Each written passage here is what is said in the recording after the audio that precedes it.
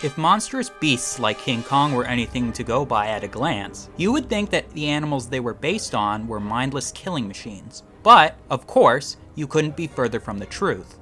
If any animal should represent the phrase "don't judge a book by its cover," it would easily be either species of gorilla. On today's episode of Endangered Inhabitants, we'll be strutting into the world of gorilla, the western gorilla. Gorillas are in the mammalian order of primates. This order contains two suborders, the Strepsirrhini, containing all lemurs and lorisids, and the Haplorhini, containing the tarsiers of the infraorder Tarsieriformes, and the simians of the infraorder Simiiformes. We can then divide Simiiformes into two parva orders, the Platyrrhini, or the New World monkeys, and the Catarrhini. Catarrhini can then be divided into two superfamilies, the Cercopithecoidea, or the Old World monkeys, and the Hominoidea, or the apes. Hominoidea can then be divided into two families, the Hylobatidae, which contains the gibbons, and the Hominidae, which contains the great apes. The great apes themselves can then be divided into two subfamilies, the Ponginae, which contains the three species of orangutan, and the Homininae, which contains the remaining great apes. Hominidae then contains two tribes, the Hominini, which contains the chimpanzees, bonobos, and all hominids, and the Gorillini, which contains the two species of gorilla. The last common ancestor between gorillas and the other two members of Homininae, the chimpanzees and humans, is thought to have split off around 7 million years ago. Funnily enough, gorillas are found within the genus Gorilla. God, I'm gonna say gorilla so much this video. Within this genus, two species can be found, the eastern gorilla and the western gorilla. It is thought that these two species split from each other from a common ancestor around 2 million years ago. Besides being separated by the mighty Congo River, variations that can be used to distinguish the two species of gorilla include size, hair color, length, culture, and facial width. Western gorillas can then further be divided into two subspecies, the western lowland gorilla and the cross-river gorilla. Side note, the binomial name of the western lowland gorilla might be the best ever, literally being, get this, gorilla. This makes it a tautonym, as it has the same name for both its genus and species name. Western gorillas are the smaller of the two gorilla species. They show extreme levels of sexual dimorphism, with males being roughly twice the size of females. Males can weigh up to 227 kilograms or 500 pounds, while standing up to 1.8 meters or 6 feet tall, taller than some of you. The ladies can weigh up to 102 kilograms or 225 pounds, while standing up to 1.4 meters or 4 foot 5 inches tall. They can live between 30 to 40 years in the wild, being able to reach 50 years or older in captivity. Gorillas have a robust skeleton with heavy bone density, along with a spine with pronounced curvature for stability in knuckle walking, a wide rib cage for strong shoulder muscles, elongated arms compared to the legs, and a broader pelvis compared to humans. All these features are adaptations to their primarily ground-dwelling lifestyle. Their heads are large with prominent brow ridges, small ears, small eyes, and flat noses with large nostrils. These gorillas also have skulls with a bony sagittal crest on top to support powerful jaw muscles. They are covered in coarse, dark hairs that cover the entire body, except for the face, ears, chest, hands, and feet. Like us, gorillas have 5-fingered hands with opposable thumbs. Their fingers, however, are stronger and more curved. This is an adaptation for knuckle walking, which I was going to give a definition for, but the name is pretty self-explanatory.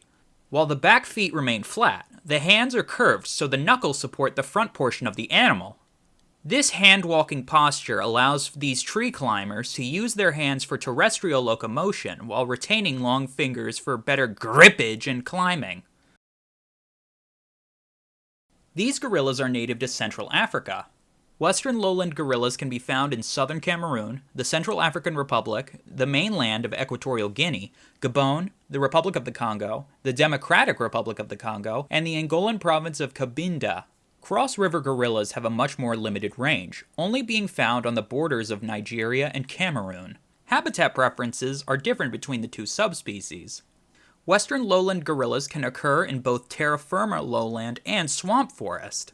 Cross-river gorillas, on the other hand, only inhabit the forested hills and mountains at the headwaters of the Cross River, only being found in at least 11 localities. These animals are technically omnivorous, but the vast majority of their diet is herbivorous.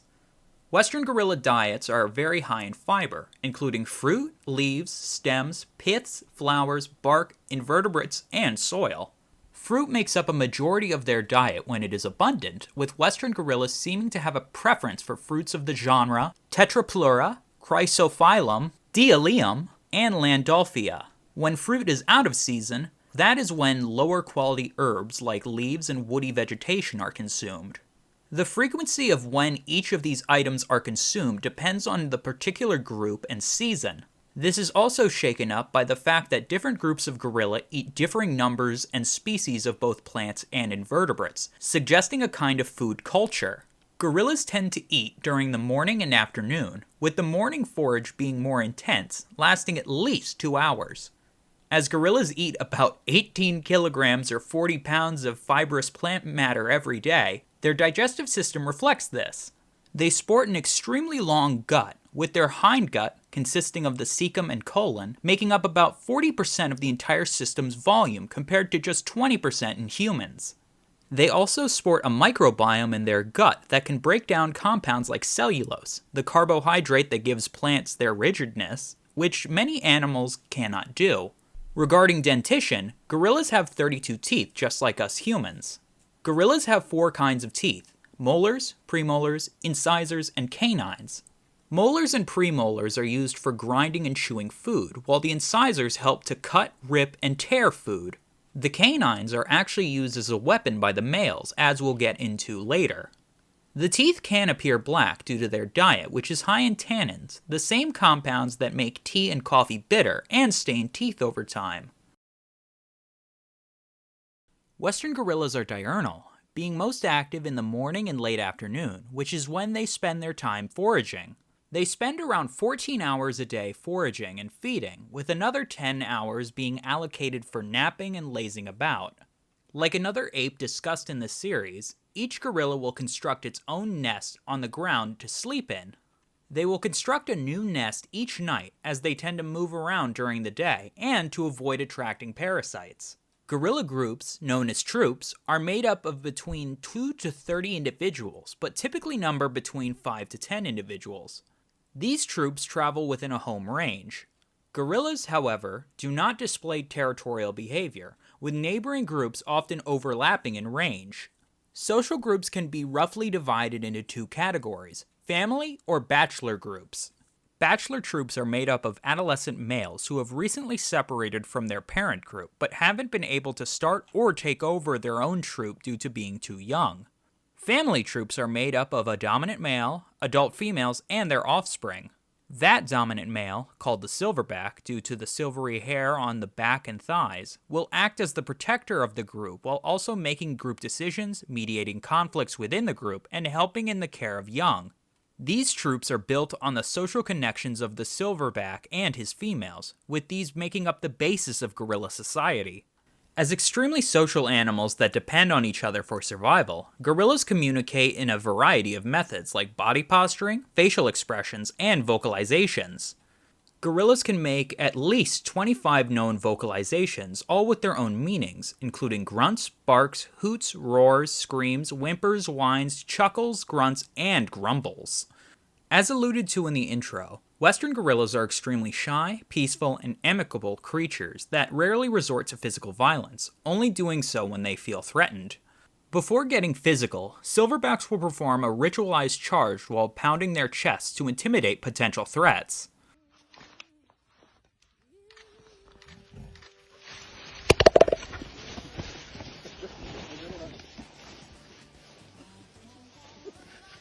If they must come to blows, gorillas don't do their lethal damage with their arms. Rather, they inflict damage with their jaws, which are what the massive canines of the males are for. The sagittal crest on top of the skull allows for the presence of additional musculature to create a bite more powerful than that of a brown bear's. With all this brawn, gorillas also have just as much brains to go along with it. Dual use in both species of gorilla has been extensively studied, with western gorillas being studied mostly in captivity, while eastern gorillas are studied in the wild. Gorillas use tools to solve problems, such as sticks to measure water depth, twigs to scoop food, and bamboo to build crude ladders. Gorillas can laugh, grieve, and form strong bonds with others, also showing signs of empathy. It would be remiss not to mention Coco, who was a western gorilla herself, who was able to learn over 1,000 signs in American Sign Language, or ASL. Whether what she exhibited was true comprehension or Pavlovian conditioning, a behavioral and physiological change that happens when neural stimulus is repeatedly paired with a biologically significant event, is still hotly debated. In future experiments, it would probably be more beneficial for us to learn the gorilla's language to gain a greater understanding of them as living beings. Again, like humans, gorillas don't have any set time of mating during the year. Within a group, the dominant silverback has exclusive access to the females. He will mate with any mature females that begin ovulating. As this is not evident physically, as it is in the other great ape covered in this series, females will actually make the first move, even making several attempts if the first isn't successful. Silverbacks can initiate mating, but can actually take a hint if she's not receptive. Once the nasty has been completed, gestation lasts between 8 to 9 months. At birth, infants are about 2 kilograms or 4.5 pounds, with pale gray-pink skin with a sparse hair covering. Babies will cling to their mothers, staying in almost constant contact with her for the first 6 months, and will nurse for about 3 years. Young gorillas like to play with youngsters around their age, loving to wrestle, tumble, climb trees, and getting up to other forms of tomfoolery. While they may seem infallible, gorillas do have a natural predator, that being the leopard. These cats are able to do so by stalking and ambushing the gorillas at night when the apes are practically blind, even being able to kill adult silverbacks with a well-placed attack. Although it can occur, attacks on gorillas from leopards are still rare, as gorillas... look at them! Western gorillas are listed as critically endangered on the IUCN Red List. There are estimated to be around 277,000 mature individuals left in the wild, with a decreasing population trend. When discussing subspecies, western lowland gorillas make up the vast majority of the remaining population, as only between 250 to 300 cross-river gorillas remain. The biggest threat that western gorillas face is poaching. Even though the killing, capture, and consumption of all great apes is illegal in all gorilla range states, hunting for bushmeat is the primary driver of western gorilla decline. As law enforcement is almost non-existent for poaching where gorillas live, even poaching in protected areas remains high. The development of Africa has also made more remote populations of gorilla easier to access, meaning they have to face more threats from hunters. The spread of infectious disease is the second major driver in declines of western lowland gorillas, specifically Ebola virus. Surveys carried out from the 1980s to the present show that there have been a series of great ape die-offs, with the latest ending in 2016. While rivers and forest fragmentation seem to present a partial barrier to the disease's spread, large numbers of gorillas could be wiped out in a short span of time, as transmission between individuals is rapid, with large areas being affected by a single outbreak. Ebola has yet to be reported in cross-river gorillas, but considering the small size of the population and their close proximity to dense human settlements, they are highly vulnerable to any infectious disease. Habitat destruction and degradation are rearing their ugly heads again as they also threaten western gorillas. As oil palm plantations reach capacity in Asia, Africa has become a new frontier for the crop, with suitable areas also coinciding with good gorilla habitat. This extends to other large-scale agricultural projects or even just small-scale agriculture. Commercial logging is also a thorn in our gorilla's side. Industrial-scale mining and open-pit mines are becoming a great concern, which in turn require more infrastructure in order to transport both to and fro. Without careful and immediate land use planning that involves cooperation between the government bodies representing each interest, large areas of gorilla habitat will be cleared within the next few decades. Climate change will affect both subspecies of western gorilla, as it is already thought to be affecting the tropical moist forests of Central Africa. Predictions suggest a drying of this region with potentially negative consequences for forest ecology like fruit and flower phenology, forest productivity, and increased vulnerability to fire. More extreme seasonal changes in precipitation and temperature, along with other weather extremes, are already ongoing and set to continue. While not an immediate threat, it is important to talk about climate change as it has a profound effect on every living thing on Earth, including us and our closest relatives. I would like to thank each and every one of you for watching. I hope you enjoyed and learned something new. Make sure you hit that like button, subscribe, and leave a comment with any thoughts or queries down below if you enjoyed this garbage. This is easily the biggest video I've worked on so far, but I wanted it to be the best yet as we hit 100 subscribers while I was writing this. I would like to thank each and everyone who has subscribed from the bottom of my heart. It means the world that you think my animal ramblings are worth watching. I'll soon be looking for a job, so I'm going to aim for a video a week in the big 2025, which I unfortunately have to stick around for now, seeing as we've hit the goal. I was given this opportunity to work on this channel extensively since September, so I need to repay the person who allowed me to do that by getting a real people job until, hopefully, this will pay the bills. I would like to get out a best of 2024 100 subscriber special hybrid video with my stupidest moments in each video from this year, so look out for that. Everyone have a great day. Peace.